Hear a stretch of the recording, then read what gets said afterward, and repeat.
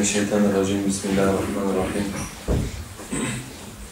İnnel hamdelellahi nahmeduhu ve nestaînuhu ve nestağfiruh ve na'ûzu billahi min şurûri enfusina ve min seyyiâti a'mâlina. Men yehdihillahu felâ mudille lehu ve men yudlil felâ hâdiye lehu. Ve eşhedü en lâ ilâhe illallah vahdehu lâ şerîke lehu ve eşhedü enne Muhammeden abduhu ve rasûluh. Estaizu billah. يا أيها الناس اتقوا ربكم الذي خلقكم من نفس واحدة وخلق منها زوجها وبث منهما رجالا كثيرا ونساء واتقوا الله الذي تساءلون به والأرحام إن الله كان عليكم رقيبا يا أيها الذين آمنوا اتقوا الله حق تقاته ولا تموتن إلا وأنتم مسلمون يا أيها الذين آمنوا اتقوا الله وقولوا قولا سديدا يصلح لكم أعمالكم ويغفر لكم ذنوبكم ومن يطع الله ورسوله فقد فاز فوزا عظيما أما بعد فإن أصدق الحديث كتاب الله وخير الهدي هدي محمد وشر الأمور محدثاتها وكل محدثة بدعة وكل بدعة ضلالة وكل ضلالة في النار. Kardeşler, bundan önceki hafta son olarak Adem Aleyhisselam'ın iki oğlunun kıssasını anlatmıştık ve kıssayı neticelendirmiştik, kıssayı bitirmiştik. Normalde Kur'an kıssalarının sıralaması olarak da Nuh Aleyhisselam'ın kıssasına başlamamız lazım. Nuh Aleyhisselam'ı anlatmamız lazım. Çünkü Adem Aleyhisselam'dan sonra yeryüzüne gönderilen ilk Resul Nuh Aleyhisselam'dır. Fakat ben Nuh Aleyhisselam'ın kıssasına başlamadan önce bir mukaddime yapalım. Yani bir konu anlatalım. Bir sonraki hafta Allah nasip ederse Nuh Aleyhisselam'ın kıssasına başlayalım istiyorum. Bu yapacağımız mukaddime de nedir abiler? Yapacağımız mukaddime şudur. Allah Nuh Aleyhisselam'ı niye gönderdi? Yani niye ihtiyaç olduğu, ne oldu da Allah peygamber göndermeye ihtiyaç hissetti ve yeryüzüne bir peygamber gönderdi? Önce bu konuyu anlatalım inşallah. Ondan sonra Nuh Aleyhisselam'ın kıssasının tafsilatına gideceğiz. Şimdi kardeşler, evvela hepimizin şunu bilmesi gerekir ki Allah Azze ve Celle ister Adem Aleyhisselam döneminde olsun, İster Adem Aleyhisselam'dan sonra olsun, yeryüzüne bir insan gönderdiğinde bu insanı yeryüzüne tevhid üzere gönderiyor. Yani Allah Azze ve Celle bu konuda hiçbir delil olmasaydı bile, biraz sonra zikredeceğim deliller olmasaydı bile, Allah'ın sahip olduğu kemal sıfatlarına bakan bir adam, Allah'ın bir müşrik yaratmayacağını bilir. Yani Allah bütün eksikliklerden münezzehtir. Onun gibi bir Allah, onun gibi tüm sıfatları kemal seviyesinde olan bir Allah, yeryüzüne bir insan getirdiğinde onu müşrik olarak veyahut da nakıs olaraktan getirmez. Yeryüzüne gelmiş her insan mutlaka İslam fıtratı üzerine, yani tevhid üzere doğmuştur. Bakın Araf suresinin sonlarında Allah Azze ve Celle insanları yaratmadan önce onlarla arasında geçen bir diyaloğu bize aktarıyor. Allah Azze ve Celle diyor ki bu hepimiz için geçerli. Yani ben, sen, Adem Aleyhisselam, Nuh Aleyhisselam, yeryüzüne gelmiş kim varsa mutlaka bu diyalog onunla Allah arasında geçmiştir. Allah Azze ve Celle diyor ki وَاِذْ أَخَذَ رَبُّكَ مِنْ بَنِي آدَمَ مِنْ ظُهُورِهِمْ ذُرِّيَّتَهُمْ وَأَشْهَدَهُمْ عَلَى أَنْفُسِهِمْ أَلَسْتُ بِرَبِّكُمْ قَالُوا بَلَا شَهِدْنَا. Hani senin Rabbin Ademoğlunun sırtından zürriyetini çekip almış ve onlara sormuştu. Ben sizin Rabbiniz değil miyim? Onlar da demişlerdi ki قَالُوا بَلَا. Dediler ki evet, şehidna. Biz şahitlik ettik. Yani bir tefsire göre bizim sözümüz, bir tefsire göre meleklerin sözü. قَالُوا şehidna. Dediler ki biz şahitlik ettik. Allah Azze ve Celle diyor ki ben bu sözü sizden almamın nedeni اَنْ تَقُولُوا يَوْمَ الْقِيَامَةِ اِنَّا كُنَّا عَنْ هَذَا غَافِلٍ. Ta ki kıyamet gününde ya Rabbi biz bilmiyorduk, biz gafildik, senin rububiyetinden, senin uluhiyetinden haberimiz yoktu demeyesiniz diye Allah Azze ve Celle sizden bu sözü aldı. Ev veyahut da تَقُولُوا اِنَّمَا اَشْرَكَ آبَاؤُنَا مِنْ قَبْلُ وَكُنَّا ذُرِّيَّةً مِنْ بَعْدِهِمْ اَفَتُهْلِكُنَا بِمَا فَعَلَ الْمُبْتِلُونَ. Veya demeyesiniz ki ya Rabbi bizim babalarımız müşrikti, biz de babalarımızın akabinde gelen bir zürriyet idik.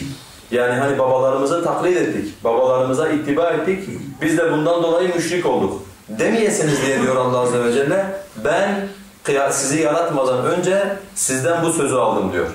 Onun için daha bizler ruhlar alemindeyken, yani yeryüzüne gelmeden Allah Azze ve Celle her birimizi tek tek karşısına aldı ve bizlere tevhidi ikrar ettirdi. Ondan sonra kardeşler, Allah Azze ve Celle'nin Peygamber Aleyhisselatü Vesselam Allah Azze ve Celle'den bize şey yapıyor, bir hadis naklediyor, yani kutsi bir hadis naklediyor. Allah Azze ve Celle diyor ki, İmam Müslim rivayet ediyor bu hadisi.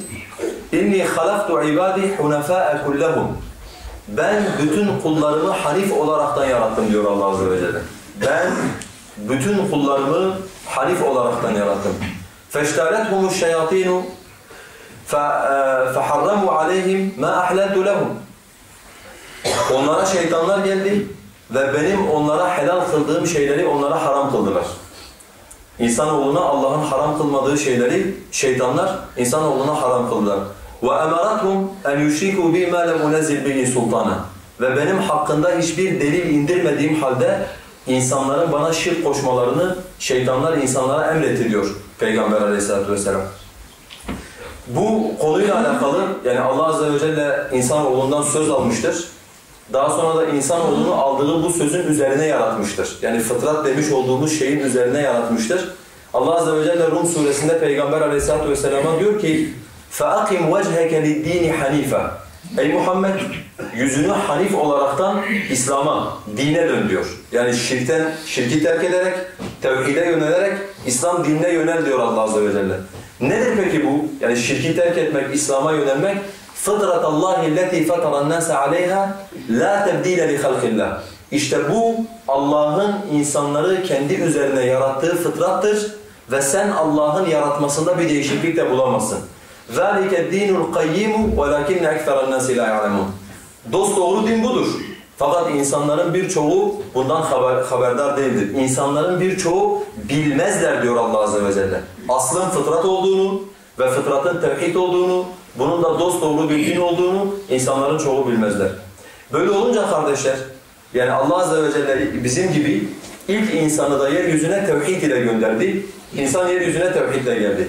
Fakat daha sonra Aleyhisselatü Vesselam'ın söylediği gibi şeytanlar bu tevhidi bozmak için insanlarla uğraşmaya başladılar. Yani insanları müşrikleştirmek için, onları dinden döndürmek için bir çaba içerisine girdiler. Peki burada şu soruyu sormamız lazım. İlk şirk yeryüzünde nasıl başladı? Yani ne oldu da insanlar Adem Aleyhisselam'ın getirdiği ve üzerine yaratıldıkları tevhidi terk ettiler. Ondan sonra şirke bulaştılar. Bununla alakalı kardeşler farklı rivayetler var. Yani benim toparlamış olduğum 5 tane ayrı şey var. 5 tane ayrı rivayet var. Farklı farklı şirk nasıl başladı yeryüzünde. Ben bunlardan özellikle 2 tanesinin üzerinde duracağım. Bunlardan bir tanesi tevhidi müdafaa etmek adına yapacağım. Bunlardan bir tanesini de zaten öyle olduğuna inandığımız için anlatacağım inşallah. Bunlardan birincisi kardeşler, şirk yeryüzünde ilk olarak nasıl başladı ile alakalı. Maalesef bu konuyla ilgili bana sorular da soruluyor bazen. Muhtasar, kısa bir şekilde cevap verdim. Fakat bu derste inşallah tafsilatlı bir şekilde cevaplandıracağım. Araf suresinin en sonunda kardeşler, Allah Azze ve Celle bir ayetten, bir olaydan bahsediyor. Ben şimdi ayeti size okuyacağım. Sonra ayetle ilgili rivayetleri de zikredeceğim. Allah Azze ve Celle diyor ki هُوَ الَّذ۪ي خَلَقَكُمْ مِنْ نَفْسٍ وَاحِدَةٍ وَخَلَقَ مِنْهَا زَوْجَهَا. Sizi tek bir nefisten yaratan Allah'tır. Ve o nefisten eşlerini yaratan da Allah'tır aynı zamanda. Buraya kadar sorun yok. Diyor ki Allah Azze ve Celle devamında فَلَمَّا تَغَشَّاهَا حَمَلَتْ حَمْلًا خَفِيفًا فَمَرَّتْ بِهِ فَلَمَّا أَثْقَلَتْ دَعَوَا اللّٰهَ رَبَّهُمَا لَاِنْ آتَيْتَنَا صَالِحًا لَنَكُونَنَّ مِنَ الشَّاكِرِينَ. O eşlerden biri diğeriyle beraber olunca, yani cima yapınca hamile kaldı kadın diyor Allah Azze ve Celle. İlk evresinde gelip geçen hafif bir hamilelikti. Fakat ne zaman ki hamilelik ve gebelik ağırlaştı, kadın koca Allah'a dua etmeye başladılar. دَعَوَ اللّٰهَ رَبَّهُمَا Rablerine dua ettiler. لَاِنْ آتَيْتَنَا صَالِحًا لَنَكُونَنَّ مِنَ الشَّاكِرِينَ. Bize eğer salih bir evlat verirsen biz şükredenlerden oluruz dediler. Diyor ki Allah Azze ve Celle bir sonraki ayette فَلَمَّا آتَاهُمَا صَالِحًا جَعَلَ لَهُ شُرَكَاءَ فِي مَا آتَاهُمَا فَتَعَالَ اللّٰهُ عَمَّا يُشْرِكُونَ. Allah ne zaman ki onlara salih bir evlat verdi, o salih evlatla Allah'a şirk koşmaya başladılar diyor. O salih evlat için ortaklar koşmaya başladılar. Allah onların koştukları şirkten ne kadar da yücedir. Şimdi bu bir olay farkındaysanız, 2 tane insan var. Bu 2 tane insan hamile kalmış, evlenmişler. Bayan hamile kalmış. Hamile kalınca Allah'a dua etmişler, salih evlat talebinde bulunmuşlar. Ve şükredenlerden olalım demişler. Allah verince bunlar müşrik olmuşlar. Ve Allah Azze ve Celle ben onların şirkinden yüceyim diyor. Şimdi bu ayet kimden bahsediyor dediğimizde İmam Ahmed'in müsnedinde bir rivayet var. İmam Ahmed'in müsnedindeki rivayette deniyor ki sözde tabi yani Hasan-ı Basri Semura İbn-i Cüddem'den, o da Peygamber Aleyhisselatü Vesselam'dan naklediyor sözde. Diyor ki Aleyhisselatü Vesselam Havva'nın çocuğu olmuyordu. Havva her seferinde gebe kaldığında çocuğu ölüyor. En sonunda diyor şeytan ona geldi, onun etrafında dönmeye başladı. Ey Havva dedi diyor. Senin çocukların doğuyor, ölüyor sürekli, yani sana Allah Azze ve Celle yaşayan çocuk nasip etmiyor. Sen çocuğunun adını Abdülharis koy. Yani çiftçinin kulu Abdülharis, yani çiftçi olanın kulu. Sen çocuğuna bu ismi koy, senin çocuğun yaşasın. Havva annemiz de sözde işte çocuğuna Abdülharis ismini koydu. Ve doğal olarak da işte Allah'a şirk koşmuş oldu. Hani çocuğu Allah'ın kulu değil de şeytanın kuluymuş gibi isimlendirdi. Bundan ötürü de şey olmuş oldu. İşte Allah Azze ve Celle bu ayet-i kerimeleri indirdi diyorlar. Yani böyle bir görüş var. Maalesef ister küçük şirk anlamında olsun, ister büyük şirk anlamında olsun, biraz sonra onu izah edeceğim. Bu tevhid imamlarının kitaplarına bile girmiş. Yani tabi bunu tevil ederekten kitaplarını almışlar ama maalesef bu tevhid imamlarının kitaplarına girmiş. Geçen bana İsmail kardeş bu soruyu sormuştu. Bununla alakalı bir soru. Ben ona da söylemiştim. Sonunda söyleyeceğimi başta söyleyeyim. Akıl sahibi bir adam böyle bir kıssaya inanmaz. Tevhidi anlayan, bu konuda tabi tevilsiz bir şekilde söylüyorum. Onu anlatacağım. Bazı alimlerin mazereti var bu konuda. Fakat akıl sahibi bir insan böyle bir kıssanın Adem Aleyhisselam ve Havva Aleyhisselam, Havva ile annemizle alakalı olduğuna dair kesinlikle böyle bir şeye inanmaz. Niye diyeceksiniz kardeşler? Evvela bu konuyla alakalı rivayetler zayıftır. Bu konuyla alakalı rivayetler zayıftır. Normalde sen bir peygambere ister küçük ister büyük anlamda şirk nispet ediyorsun. Senin bir peygambere şirk nispet edebilmen için elinde kapı gibi delilinin olması gerekir. Ki bu rivayet zayıftır. Mesela İbn Kesir tefsirinde bu rivayeti değerlendirdikten sonra diyor ki bu rivayet 3 yönden zayıftır. Yani 3 tane kendinde bulundurduğu illetten ötürü bu rivayet zayıftır diyor. Birincisi diyor kardeşler, bu rivayet İmran İbni İbrahim'in rivayetidir. Ebu Hatim el-Razi dedi ki bu adama kesinlikle güvenilmez. La yuhteccu bihi, bu adamla ihticac yapılmaz. Bu adamın rivayetleri delil getirilmez. İkincisi diyor İbn Kesir, bu rivayet diyor Hasan-ı Basri'nin rivayetidir. Hasan-ı Basri'nin Semura İbni Cündeb'den rivayetidir. Şimdi Hasan-ı Basri Semura İbni Cündeb'i işitmiş midir, işitmemiş midir? Bu konu hadisçiler arasında ihtilaflı bir meseledir. Şimdi bizim dersimizin formatı buna müsait olmadığı için hani ben bu konuya girmeyeceğim. Fakat bu konuyla alakalı tafsilatlı bilgi isteyen varsa, yani teknik olaraktan Hasan-ı Basri Semura İbni Cündeb'i işitmiş mi, işitmemiş mi? Fıkıh derslerinde Fatiha'yı nerede okuyacağız? Yani imamın arkasında namaz kıldığımızda imamdan önce mi okuyacağız? İmamla beraber mi okuyacağız yoksa imam sustuğunda mı okuyacağız? Bahsini anlattığımızda Fatiha rüknünde Hasan-ı Basri Semura İbni Cündeb'i işitmiş midir, işitmemiş midir? Bu konuda hadisçilerin arasındaki görüş farkları nelerdir? Orada tafsilatlı bir şekilde anlattım zaten. Dileyen varsa oraya müracaat edebilir. Fakat şunu söyleyeceğim. Hasan-ı Basri'nin Semura İbni Cündeb'i işitip işitmediği şey alimler arasında ihtilaflı bir meseledir. Üçüncü olarak İbn Kesir diyor ki Hasan bu ayet-i kerimeyi başka şekilde tefsir etmiştir. Yani Hasan-ı Basri'ye sorduklarında bu ayet neyi anlatıyor ey Hasan? Hasan-ı Basri demiştir ki bu ayette anlatılan Yahudilerdir, Hristiyanlardır. Başka bir sefer sormuşlar bu ayet neyi anlatıyor ey Hasan? Demiş ki bu Adem'den sonra Adem'in çocuklarının Allah'a şirk koşmasıdır. Diyor ki İbn Kesir kardeşler, eğer Hasan-ı Basri bu rivayeti peygamberimizden nakletmişse, ayetle ilgili peygamberimizden rivayet varken Hasan-ı Basri'nin ayeti başka şekilde tefsir etmesi caiz olur mu? Caiz değil. Yani bu kuralı biz birinci seviye ilim talebeleri biliyoruz da Hasan-ı Basri gibi selefin imamlarından bir tanesinin böyle bir kuraldan gafil olması mümkün olabilir mi? Mümkün değil. Haşa ve kella. Eğer bir ayeti Peygamberimiz tefsir etmişse, onunla alakalı Peygamber Aleyhisselatü Vesselam'dan nakil varsa, ondan sonra bir insanın şu şöyledir, bu böyledir tarzında görüş beyan etmesi kesinlikle caiz değildir. Onun için kardeşler, senet itibariyle bu kesinlikle doğru değildir. İmam İbn Hazm diyor ki, bu dini ve hayası olmayanların Adem Aleyhisselam'la ilgili telif ettikleri uydurma ve hurafeden başka bir şey değildir. Bu dini ve hayası olmayanların Adem Aleyhisselam hakkında telif ettikleri hurafelerden ve uydurmalardan başka bir şey değildir. Hakeza aynısını İbn-i Kayyim diyor kardeşler. İbn-i Kayyim diyor ki böyle bir rivayete sadece inanılması gereken şey şudur. Bu Adem'in zürriyetinde ortaya çıkmış olan bir şirktir. Bunun dışındaki hiçbir söze kesinlikle iltifat edilmemelidir diyor İbn Kesir. Bu işin senet yönünden kısmı. Olaya dirayeten yaklaştığımızda kardeşler, yani bu rivayeti böyle İslam'ın diğer naslarına arz ettiğimizde, genel İslam'ın çerçevesi içinde bu rivayete baktığımızda, bu rivayeti kabul etmek gene mümkün değildir. Niye? Birinci olaraktan kardeşler, şeytanın Haris diye bir isminin olduğunu biz bilmiyoruz. Yani ne Kur'an'da ne de sünnette şeytanın isimlerinden bir tanesinin Haris olduğuna dair bizim elimizde hiçbir şey yok. Bir kanıt, bir delil yok kesinlikle. Bu, bilmeden Allah'ın dini hakkında söz söyleme kapsamına girer. İkincisi, Adem Aleyhisselam'ın ve Havva'nın çocuğu olmuyordu. Olmayan bu çocuktan dolayı işte üzülüyorlardı falan, böyle bir şey yok. Niye diyeceksiniz? Çünkü çocukla imtihan, yeryüzündeki en ağır imtihanlardan bir tanesi olduğu için Allah Azze ve Celle peygamberlerin bin bir türlü imtihanının arasında çocukla imtihanlarını Kur'an-ı Kerim'de özellikle zikretmiştir.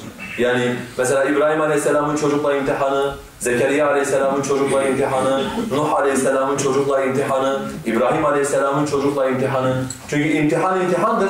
İmtihanın her türlüsü ağırdır. Fakat söz konusu göz aydınlığı olan, dünya nimetlerinin kendisiyle tamamlandığı çocuk olunca bu daha ağır bir imtihandır.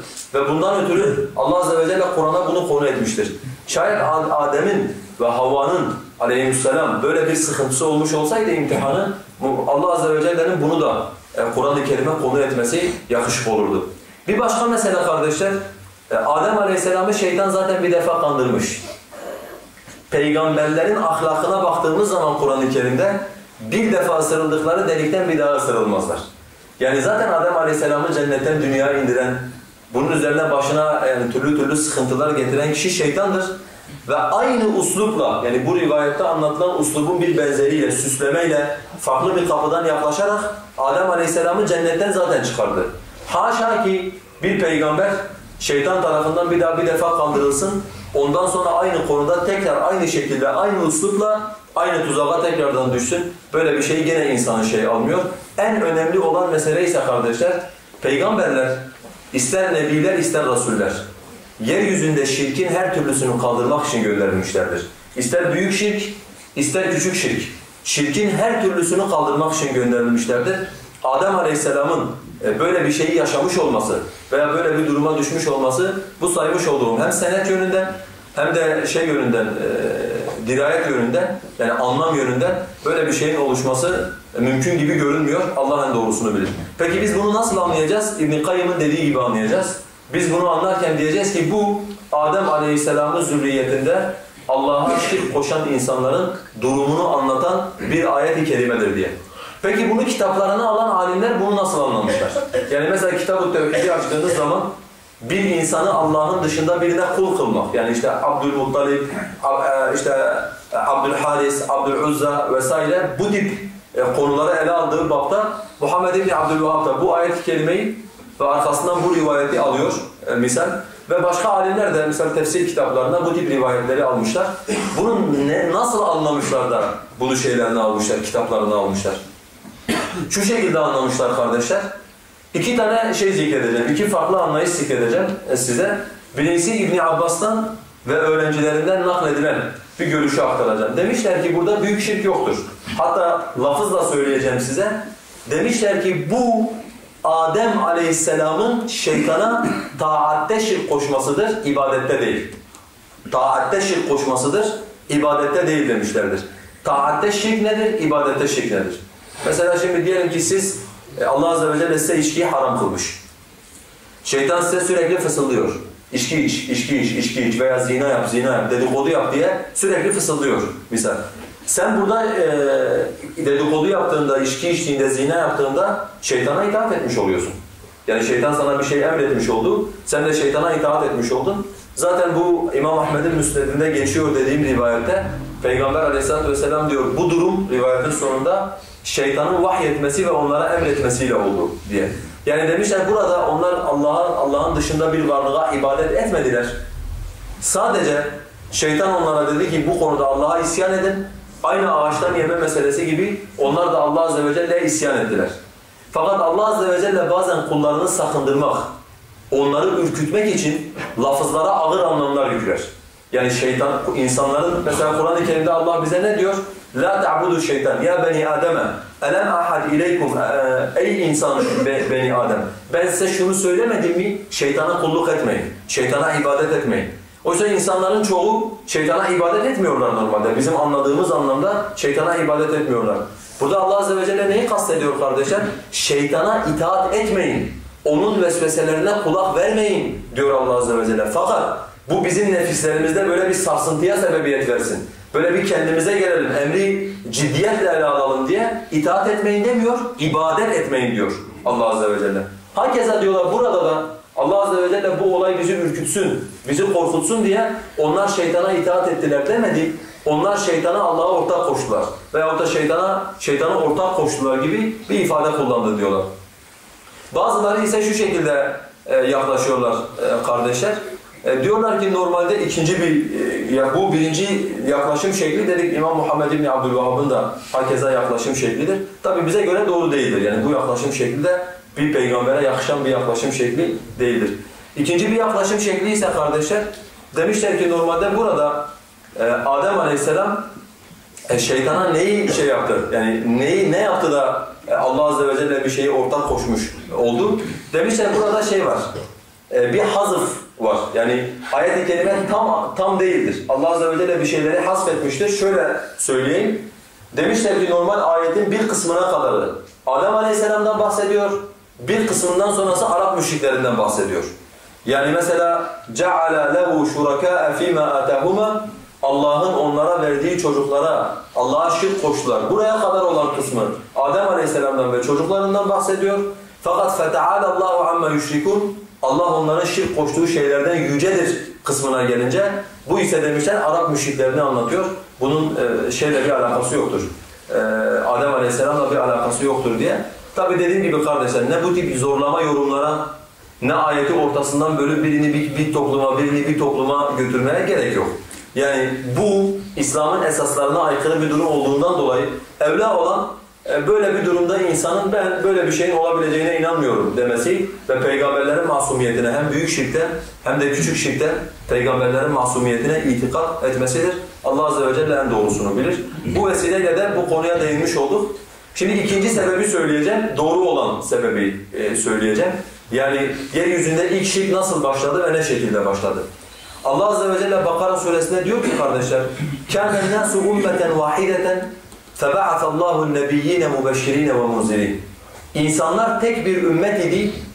Allah Azze ve Celle onları müjdelesin ve onları korkutsun diye peygamberler gönderdi. وَاَنْزَلَ مَعَهُمُ الْكِتَابَ بِالْحَقِّ لِيَحْكُمَ بَيْنَ النَّاسِ فِي مَخْتَلَفُوا فِيهِ Ve onlarla beraber hak ile bir kitap indirdi ta ki insanların ihtilaf ettiği konuları çözüme kavuştursunlar diye diyor Allah Azze ve Celle. Yani İbn Abbas diyor ki, İmam Hakim bunu ondan naklediyor. Adem Aleyhisselam'la Nuh Aleyhisselam'ın arasında diyor 10 asır vardı. Ve bu 10 asır boyunca insanlar tevhid üzereydiler. Daha sonra insanlar ihtilaf etmeye başladılar. Yani tevhid konusunda, şirk konusunda insanlar ihtilaf etmeye başladılar. Ve diyor ki İbn Abbas, bundan dolayı da Allah Azze ve Celle müjdeleyici ve korkutucu olan peygamberler gönderdi. Peki insanlar ne yaptılar da ihtilaf ettiler kardeşler? Ne oldu aralarında? Nasıl bir sorun çıktı? İhtilaf ettiler de Allah Nuh'u gönderdi. Nuh suresinin son ayetlerinden bir tanesi Allah Azze ve Celle şöyle bir ifade kullanıyor. Nuh onları İslam'a davet ettiğinde onun kavminin azgınları Nuh Aleyhisselam'a dediler ki وَقَالُوا لَا تَذَرُنَّ آلِهَتَكُمْ وَلَا تَذَرُنَّ وَدًّا وَلَا سُوَاعًا وَلَا يَغُوسَ وَيَعُوقَ وَنَسْرًا. Dediler ki ilahlarınızı bırakmayın. İlahlarınızı terk etmeyin. Aynı şekilde Veddi, Yağusu, Ya'uku, Nasri bunları da terk etmeyin dediler. Yani burada zikrettiğim isimler bunlar Nuh Aleyhisselam'ın kavmindeki putlar ve Allah'ın dışında ilah edindikleri şey. Nuh Aleyhisselam onlara tevhidi anlattığı zaman ilk akıllarına gelen şey ne oldu? Sakın ha dediler ilahlarınızı bırakmayın, ilahlarınıza dört elle yapışın. İmam Bukhari İbn Abbas'tan bu ayet-i kerimenin tefsirine dair şunu naklediyor. İbn Abbas diyor ki bunlar Nuh kavminin içinde salih olan insanlardı. Ved, Yağus, Ya'uk bunlar salih olan insanlardı diyor. Bunlar öldükleri zaman şeytan onlara vahyetti. Dedi ki meclislerinizde bunların kendi ismiyle anılan heykeller dikin. Diyor ki İbn Abbas kardeşler, bunlara ibadet edilmedi. Ne zaman ki bu nesil öldü, ilim de ortadan kalktı, bu ifadeye dikkat edin çünkü bu ifadeye geri döneceğiz. Ne zaman ki bunlar öldü, ilim de ortadan kalktı, bunlara ibadet edilmeye başlandı diyor. İbn-i Cerir-ü-Taberi tefsirinde İbn Abbas'tan İmam Bukhari'ninkinden daha uzun bir rivayet alıyor. Konuyu tafsilatlı bir şekilde anlatıyor. Diyor ki İbn Cerir, İbn Abbas'tan naklederekten, bunlar vefat edince diyor halk kendi arasında konuşmaya başladı. Bunlar bize Allah'ı hatırlatıyordu. Bunlar bize işte ahiret gününü hatırlatıyorlardı diye. Şimdi bunlar öldüler. Ne yapalım? Bunların resimlerini yapalım dediler. Meclislerimize koyalım. Bunları gördüğümüz zaman bize daha çok Allah'ı hatırlatırlar. Bize daha çok ahireti hatırlatırlar diye. Bunu yaptılar diyor. Yani bir resim yaptılar, heykel yaptılar, koydular. Bunlar vefat edince diyor şeytan bunların çocuklarına geldi. Dedi ki sizin babalarınız bu adamların resimlerini niye yaptı? Onlar da dediler ki bizim babalarımız bu adamlara bakıp Allah'ı ve ahireti hatırlamak için. Yalnız bu ifadelere dikkat edin kardeşler. Aynı günümüz müşriklerinin yaptığı şeylerin aynısı yani tarihin ilk dönemlerinde cereyan etmiş. Bize Allah'ı ve ahiret gününü hatırlasın diye yaptı. Şeytan hayır demiş. Sizin atalarınız bunlara ibadet ediyorlardı. Bunlara dua ediyorlardı. Bunlardan korkuyorlardı. Bunlardan yardım bekliyorlar dediler. Ve o insanlar da buna kanaraktan bu var olan putlara ibadet ettiler. İşte bu olayın gerçekleşmesiyle beraber insanlar tek ümmet olma vasfını yitirdiler. Yani ayrılığa düştüler, tefrikaya düştüler. Ve Allah Azze ve Celle de bu tefrikayı çözsün diye yanında bir kitap ile beraber veya sahife ile beraber peygamberleri gönderdi ki bunların ilki de Nuh Aleyhisselam'dır kardeşler.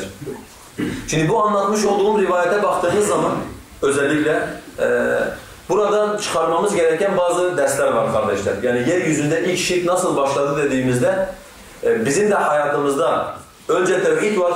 Allah muhafaza yarın öbür gün şirk olabilir. Yani nasıl ki bizden önceki ümmetler bu konuda Allah tarafından korunmamışsa kardeşler, bizler de Allah tarafından korunmuş değiliz. Yani şu anda evet tevhid üzereyiz. Mesela hatta ben bir müjde babından sizlerle şunu paylaşayım. Mesela ben size şunu söyleyebilirim. Allah Azze ve Celle sizleri seviyor. Yani bundan emin olabilirsiniz ki çünkü bu büyük bir nimettir. Buna dört elle yapışmak lazım. Allah Azze ve Celle sizleri seviyor. Deseniz ki bunu nereden çıkardık hocam? Yani Allah Azze ve Celle'nin bizi sevdiğini nereden biliyorsun? Çünkü bakın kardeşler insanlar tevhid üzere doğuyorlar. Fıtrat üzere doğuyorlar. Ondan sonra insanların çoğunluğu tekrardan şirki bozuyor. Çünkü şu anda yeryüzünde neredeyse her şey fıtratı bozmaya yönelik. Yani görsel, işitsel ne varsa etrafımızda insanın fıtratını bozup onu Allah'ın hakkında hiçbir delil indirmediği şirke teşvik etmek için var. Şimdi siz fıtrat üzere doğdunuz. Sonra birileri sizin fıtratınızın üzerini örttü. Sonra Allah Azze ve Celle tekrar fıtratın üzerindeki o perdeyi kaldırdı ve sizleri tekrardan tevhide hidayet etti. Eğer Allah Azze ve Celle bizi sevmese, eğer Allah Azze ve Celle bizlerden bu anlamda razı olmasa bu kadar insanın içerisinden bizi şey yapmazdı. Bizi hidayet etmezdi. Fakat kardeşler Allah sever, Allah verir, Allah hidayet eder, gerisi sana kalmış. Bu sevginin kıymetini bilirsen, bu özel olma durumunu, bu ayrıcalığın kıymetini bilirsen Allah Azze ve Celle sana bu sefer seni ikinci bir nimetle rızıklandırır. Tevhid üzere seni sabit kılar ve tevhid üzere senin canını alır ki Allah'ın nimetinin kemale ermesi de budur. Yani bir insanın üzerinde Allah'ın nimetlerini sayamazsınız. وَاِنْ تَعُدُّوا نِعْمَةَ اللّٰهِ لَا تُحْسُوهَا Allah'ın nimetlerini saymaya kalksanız Allah'ın nimetlerini sayamazsınız. Peki Allah Azze ve Celle'nin nimeti ne zaman kemale erer? Yani hangi noktada insan der ki Allah'ın nimeti benim üzerimde tamamlanmıştır. Tevhid üzere insan canını verdiği an Allah'ın nimeti tamamlanmıştır. Şimdi bizler diyelim ki fıtrat üzere doğduk, birileri fıtratımızı bozdular, Allah bizi sevdi, Allah Azze ve Celle bizlere hidayet etti. Peki şu an bize ne düşüyor kardeşler? Bizden önceki nesillerin kıssalarına işte bu gözle bakmalıyız. Bu adamlar ne yaptılar da müşrik oldular? Ne oldu da bu adamlar tevhidi bozdular? Ki bunlardan sakınmamız lazım. Bunlara giden yolları kapatmamız lazım ki Allah Azze ve Celle'ye samimiyetimizi gösterelim. Yani diyelim ki ya Rabbi sen bizi tevhid ettin, sen bizi tevhide hidayet ettin ama biz de bu nimetin farkındayız. Bu nimetin farkında olduğumuzun göstergesi nedir? Bir, tevhidimize dört elle yapışıyoruz. İki, bizden önceki milletlerin düştüğü hataları tespit ediyoruz ve o hatalara düşmemek için bir çaba gösteriyoruz diyerekten bize düşen kısmını Allah Azze ve Celle'ye göstermemiz gerekir. En başta kardeşler şunu anlamamız lazım. Allah Azze ve Celle'nin yanındaki en önemli mesele tevhiddir. Allah Azze ve Celle'nin yanındaki en önemli mesele tevhiddir. Niye diyeceksiniz? Bakın kardeşler, Allah insanı tevhidden dolayı yaratmıştır. Allah peygamberleri tevhidden dolayı göndermiştir. Allah kitapları tevhidden dolayı göndermiştir. Allah Azze ve Celle kitabı tevhidden dolayı muhkem kılmıştır. Diyeceksiniz ki bunu nereden çıkardık? Biraz önce okuduğum ayet-i kerimeye dikkat edin. Peygamber ve peygamberle beraber gelen hak kitap niye gelmiş kardeşler? Allah Azze ve Celle diyor insanlar ihtilaf ettikleri zaman. Yani Allah Azze ve Celle'nin yanında tevhid o kadar önemlidir ki insanlar tevhid konusunda ihtilaf ettikleri anda Allah kendi yanındaki en değerli insanları yeryüzüne göndermiş. Peygamberleri ve onların yanında kitaplar indirmiş. Allah Azze ve Celle insanı dedik tevhidden dolayı yaratmış. وَمَا خَلَقْتُ الْجِنَّ وَالْاِنْسَ اِلَّا لِيَعْبُدُونَ Ben insanları ve cinleri sadece ve sadece bana ibadet etsinler diye yarattım diyor Allah. Allah Azze ve Celle kitabını tevhidden dolayı muhkem kılmış. Allah Azze ve Celle diyor كِتَابٌ اُحْكِمَتْ آيَاتُهُ ثُمَّ فُصِّلَتْ مِنْ لَدُنْ حَكِيمٍ خَبِيرٍ اَلَّا تَعْبُدُوا اِلَّا اللّٰهِ Bu öyle bir kitaptır ki ayetleri önce muhkem kılınmıştır. Sonra ayetleri tafsilatlı bir şekilde hakim ve habir olan bir Allah tarafından açıklanmıştır. Niye? Bu kitabın ayetleri niye muhkem kılınmış? Niye açıklanmış? اَلَّا تَعْبُدُوا اِلَّا اللّٰهِ Tek bir Allah'a ibadet edesiniz diye. Allah'a şirk koşmayasınız diye Allah Azze ve Celle kitabını bu şekilde indirmiştir. Şimdi burada biz Müslümanların kendimize şu soruyu sormamız lazım kardeşler. Gerçekten tevhid Allah Azze ve Celle'nin yanında değerli olduğu kadar bizlerin yanında da değerli midir? Yani bu soru biraz bireysel bir soru. Hani her birimizin kendi nefsine sorması gereken bir soru. Allah bu kadar tevhidi önemsiyorken, bu kadar tevhid Allah'ın yanında değerliyken ben bir Müslüman olaraktan gerçekten tevhidi bu kadar önemsiyor muyum? Sürekli bu nimetin farkında mıyım? Yatıp kalkıp Allah'a şükrediyor muyum? Ya Rabbi sana hamdolsun, sana şükürler olsun ki sen beni tevhid ettin diye bu soruyu kendimize sormamız lazım. İkinci bir mesele ise kardeşler, tevhidin yeryüzünde meydana çıkmasının ilk sebebi cehalettir. Estağfurullah, özür diliyorum. Şirkin yeryüzünde ortaya çıkmasının ilk sebebi cehalettir. Yani biraz önce dedim ya, hadisi söylerken Bukhari'nin rivayetini, ifadelere dikkat edin dedim size. Söyleme sebebim şuydu, yani İbn Abbas diyordu ki فَلَمْ تُعْبَدْ فَلَمَّا هَلَكَ هَؤُلَاءِ وَنُسِخَ الْعِلْمُ عُبِدَتْ Bunlara ibadet edilmedi diyor. İlk dikilen heykellere ibadet edilmedi. Onları dikenler ölüp helak olunca, ilim de ortadan kalkınca insanlar ibadet etmeye başladılar. Biz buradan neyi anlıyoruz kardeşler? Yeryüzünde var olan bütün şirklerin temelinde cehalet vardır. Hatta Peygamber Aleyhisselatü vesselam kendi kavminin karşısına aldığında onlara diyor ki قُلْ اَفَغَيْرَ اللّٰهِ تَأْمُرُونِ اَعْبُدُ اَيُّهَا الْجَاهِلُونَ De ki Allah'tan başkasına ibadet etmemi mi bana emrediyorsunuz ey cahiller diyor Peygamber Aleyhisselatü vesselam. Yani kavminin müşrik olmasını ve başka insanları da şirke davet etmesini Peygamber Aleyhisselatü vesselam cehalete bağlıyor. Şimdi kardeşler burada özellikle şunu hatırlatacağım size. Yani düşünün, tabiri caizse Allah ve Resulü diyor ki insanlar cahil olduklarından dolayı müşriktirler. Bizim günümüzde birileri de diyorlar ki insanlar cahil olduklarından dolayı Müslümandırlar. Tekrar ediyorum. Allah ve Resulü diyor ki insanlar cahil olduklarından ötürü müşriktirler. Günümüzde birileri de diyorlar ki insanlar cahil olduklarından ötürü müşrik değildirler. Yani bana şunu hatırlatıyor. فَبَدَّلَ الَّذ۪ينَ ظَلَمُوا قَوْلًا غَيْرَ الَّذ۪ي قِيلَ لَهُمْ Allah Azze ve Celle ehli kitabı anlatırken diyor ki o zalimler, ehli kitaptan Yahudiler kendilerine söylenen sözü değiştirdiler. Allah onlara bir söz söyledi, onlar sözü tam tersiyle değiştirdiler. Yani şimdi tekrar ediyorum, dikkat edin. İnsanlar cahil olduklarından ötürü müşriktirler diyor Allah Azze ve Celle. Günümüzde birileri de diyor ki insanlar cahil olduklarından ötürü müşrik değildirler. Şimdi getirin bu ikisini yan yana koyun. Ortaya şöyle bir tablo çıkıyor kardeşler. Yani Allah ve Resulü özellikle bize bir şey anlatmak istiyor. Diyor ki cehaleti ortadan kaldırın. Çünkü cehalet şirkin sebebidir. Ve insanlar cehaletlerinden dolayı müşrik olsalar bile Allah'ın yanında yine aynı şekilde müşriktirler diye. Birileri de diyor ki hayır gerek yok. Cehalet özürdür. Bir insan cehaleten Allah Azze ve Celle'ye şirk koşarsa eğer bu insan müşrik değil, bu insan beraberinde Müslümandır. Tabii biz şu anda bunları nasihat babından hatırlatıyoruz. Ama şundan da eminiz. Yani kıyamet gününde biz de söyleyeceğiz. فَسَتَسْكُرُونَ مَا أَقُولُ لَكُمْ وَأُفَوِّدُ أَمْرِ إِلَى اللّٰهِ اِنَّ اللّٰهَ بَصِيرٌ بِالْعِبَادِ Size bu hatırlattığımız öğütleri bir gün anlayacaksınız. Yani gün gelecek, Allah Azze ve Celle de bunları sizin yüzünüze vurduğu zaman, yani ben cehaletten dolayı insanlar müşriktir dememe rağmen, siz hangi cüretle bu insanlar cahildirler ama müşrik değildirler. Bu insanlar cahildirler ama Müslümandırlar dediniz dediği gün onlar, biz de peygamberlerin varisi olan davetçiler olarak diyeceğiz ki فَسَتَسْكُرُونَ مَا أَقُولُ لَكُمْ Yani peygamberler kavimlerine nasihat ettikten sonra dönüp onlara bir de böyle dediler. فَسَتَسْكُرُونَ مَا أَقُولُ لَكُمْ Size bu söylediklerimi bir gün hatırlayacaksınız. Yani günü gelecek, benim bu söylediklerimi Allah da size söyleyecek ve o gün bunu hatırlayacaksınız. اِنَّ اللّٰهَ بَصِيرٌ بِالْعِبَادِ Allah Azze ve Celle kullarını görendir. İkinci bir mesele olaraktan kardeşler, yeryüzünde şirkin başlangıcına baktığınız zaman şirkin başlangıcında aşırılık vardır. Şirkin başlangıcında aşırılık vardır.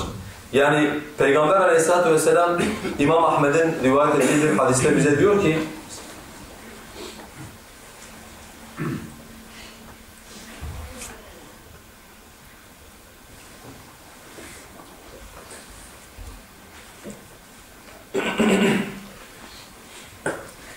İyyâkum vel gulûve Aman ha! Aşırılıktan sakınınız. فَاِنَّمَا اَهْلَكَ مَنْ كَانَ قَبْلَكُمُ الْغُلُوُ Sizden öncekileri helak eden şey aşırılıktan başkası değildir diyor Aleyhisselatü Vesselam. Aman ha! Aşırılıktan sakınınız. Sizden öncekileri helak eden şey aşırılıktan başka bir şey değildir diyor Aleyhisselatü Vesselam. Şimdi kardeşler, normalde aşırılık nedir? İslam'a göre aşırılık insanın Allah'ın ve Resulünün koyduğu sınırları çiğnemesidir. Yani Allah ve Resulü herhangi bir konuda sınır koymuşsa, bir insan da bu sınırı çiğniyorsa, bu o insanın aşırıya gitmesi demektir. Bu ister bir hüküm hakkında olsun, ister insan hakkında olsun fark etmez. Bu noktada yani şeye bakarsanız eğer, Nuh Aleyhisselam'ın kavmine bakarsanız, Nuh Aleyhisselam'ın kavmi nasıl bir aşırılığa düştüler? Şöyle. Mesela Allah Azze ve Celle bize salihleri sevmeyi emretmiş mi? Etmiş. Allah Azze ve Celle salihlerin meclisinde oturmayı, onlardan istifade etmeyi, Allah ve Resulü bizi teşvik etmiş mi kardeşler? Etmiş. Fakat Allah ve Resulü salihlerden yaşarken Allah'ı ve ahiret gününü hatırlamayı bize meşru kılmış. Öldükten sonra da salihlerin böyle bir görevinin olduğunu düşünmek, bu Allah ve Resulünün koymuş olduğu bir şey değil. Bu, insanların Allah'ın ve Resulünün koyduğu sınıra bir tane daha fazla yapmasıdır. Bir tane daha arttırmasıdır ve bu aşırılık insanların nihayetinde şirke götürmüş kardeşler. Ondan dolayı yani bizler Müslümanlar olaraktan özellikle şuna dikkat etmemiz lazım. İnsanları severken, insanlara tabi olurken, insanlara saygı gösterirken Allah'ın ve Resulünün koymuş olduğu sınırları çiğnemememiz lazım. Çünkü bu sınırların üzerine bir tane konduğu zaman Allah muhafaza şeyden çıkıyor, iş rayından çıkmış oluyor. Mesela buna bir örnek verelim. Biz Allah Resulünü sevmekle mükellefiz kardeşler. Onun elini ayağını öpmekte hiçbir beis yoktur. Allah Resulü için bunu söylüyorum. Onun yanında sesimizi kısmak zorundayız misal. Ona bir tehlike geldiği zaman kendimizi onun önüne atmak zorundayız. اَنَّبِيُّ اَوْلَى بِالْمُؤْمِنِينَ مِنْ أَنْفُسِهِمْ Peygamber Müslümanlara nefislerinden daha evladır. Yani ona bir zarar geleceğine zarar bana gelsin demek durumundayız. Allah Azze ve Celle bunların hepsini bizim için meşru kılmış. Fakat biz Peygamber Aleyhisselatü Vesselam'ın mesela günümüz müşriklerinden birinin söylediği gibi onun için yerin altı ve göğün üstü birdir. Onun için arş ve kürsü eşittir. O kabrinde öyle bir hayatla diridir ki bütün diriler onun hayatıyla diridir. Böyle bir şey deme hakkına sahip miyiz? Teala Allahu amma yaqulu zalimun vel kafirun uluven kebira. Allah zalimlerin ve kafirlerin söylediklerinden çok yücedir. Yani yerin altının ve üstünün kendine eşit olduğu, arşın ve kürsünün ayağının altında kendine eşit olduğu, bir hayatla diri olup da bütün insanların o hayattan hayatını aldığı tek bir tane varlık vardır kardeşler. O da Allah Azze ve Celle'dir. Yerin ve göğün hayy ve kayyumu olan Allah Azze ve Celle'dir. Ama sen getirip bunu Peygamber Aleyhisselatü Vesselam'a nispet edersen olmaz. Bu Peygamber Aleyhisselatü Vesselam hakkında aşırılığa gitmek olur. Ne diyordu Aleyhisselatü Vesselam İmam Bukhari'nin rivayet ettiği bir hadiste?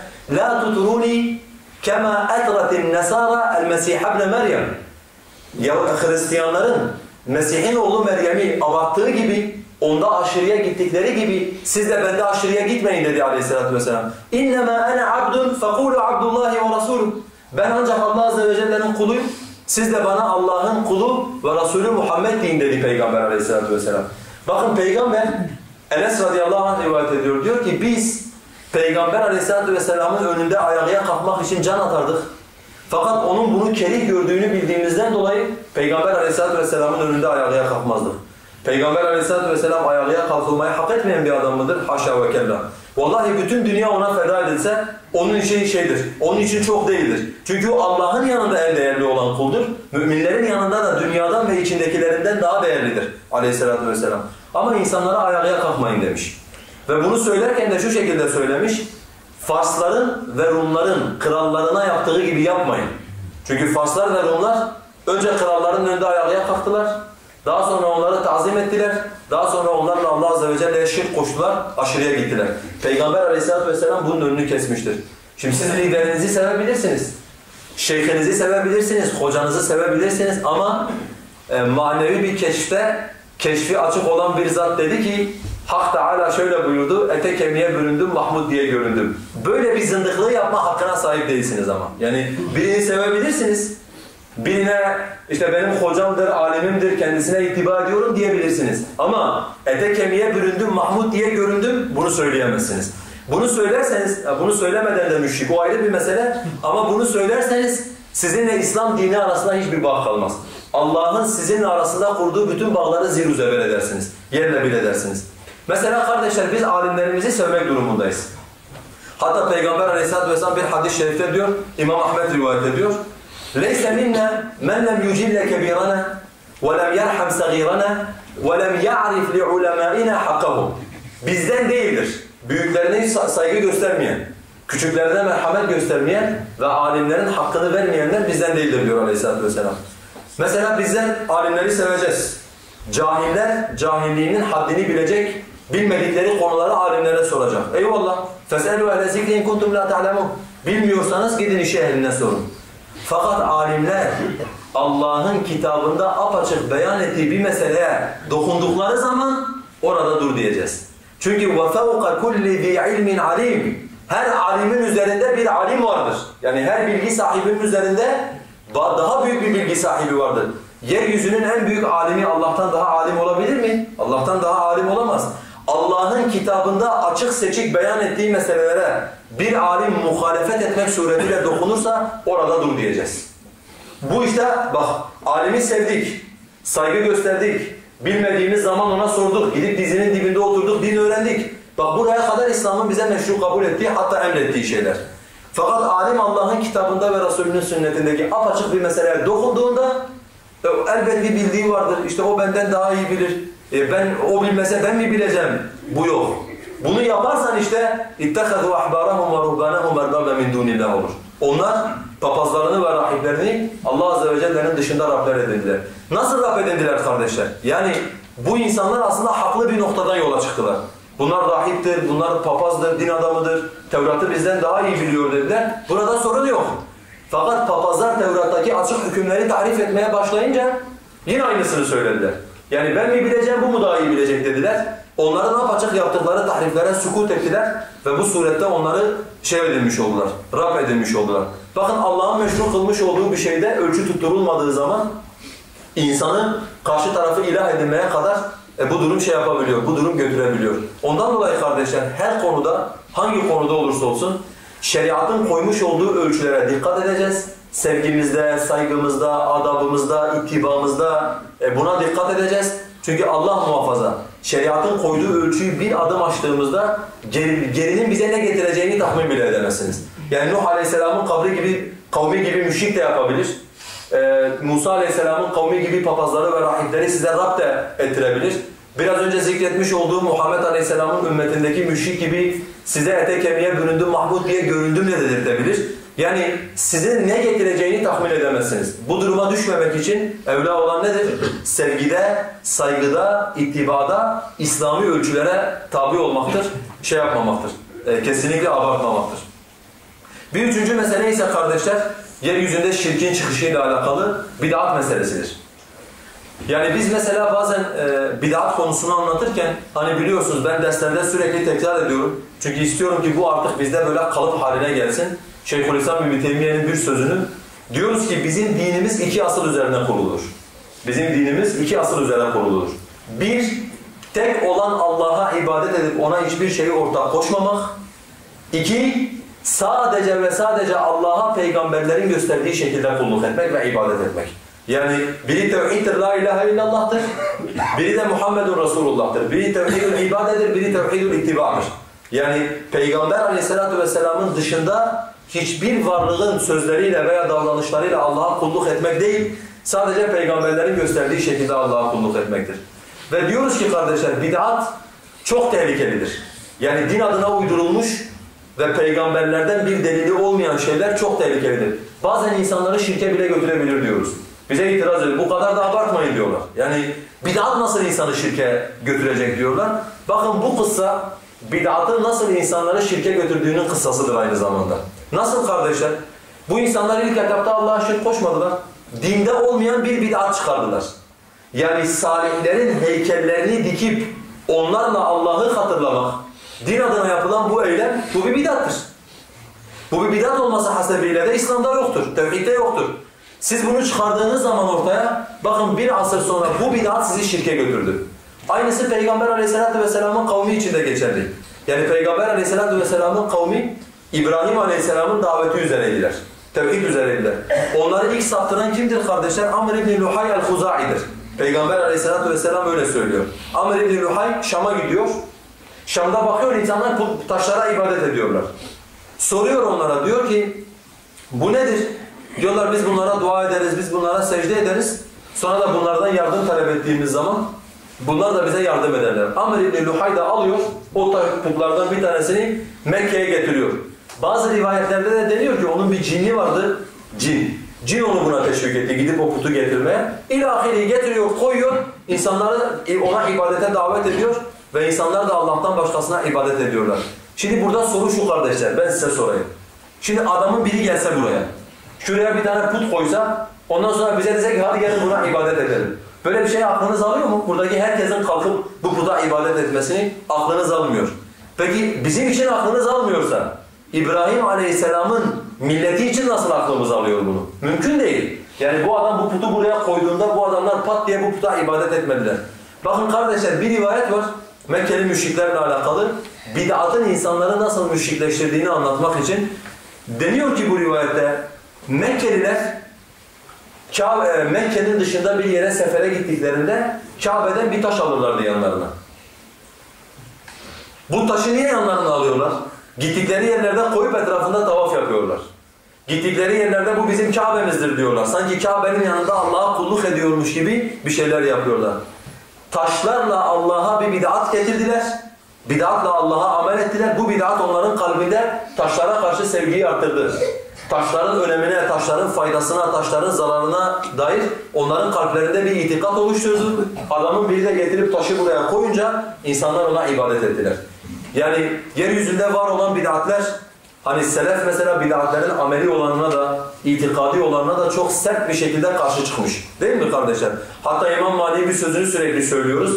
İmam Malik ne demişti? Kim dinde bir yenilik çıkarırsa ve bunun da güzel olduğuna itikad ederse, muhakkak ki o Muhammed'in risalet görevine ihanet ettiğini iddia etmiştir. Yani mesela bu çok ağır bir söz. Hani bid'at çıkaranlar için bu çok ağır bir söz. Niye kardeşler? Çünkü eğer Allah peygamber ile bu dini tamamlamışsa ve biz de buna itikad ediyorsak, o zaman biri de bir şey getiriyorsa ve bu güzeldir, bu dindendir diyorsa demek ki peygamber dine ihanet etmiş. Onu anlatmamakla, onu bize söylememekle peygamber aleyhissalatu vesselam risalet görevine ihanet etmiş. Bu şiddetin sebebi ne? Bu sözde, fiilde, davranışta katılığın selefteki sebebi ne? İşte sebebi bu zikretmiş olduğum meseledir kardeşler.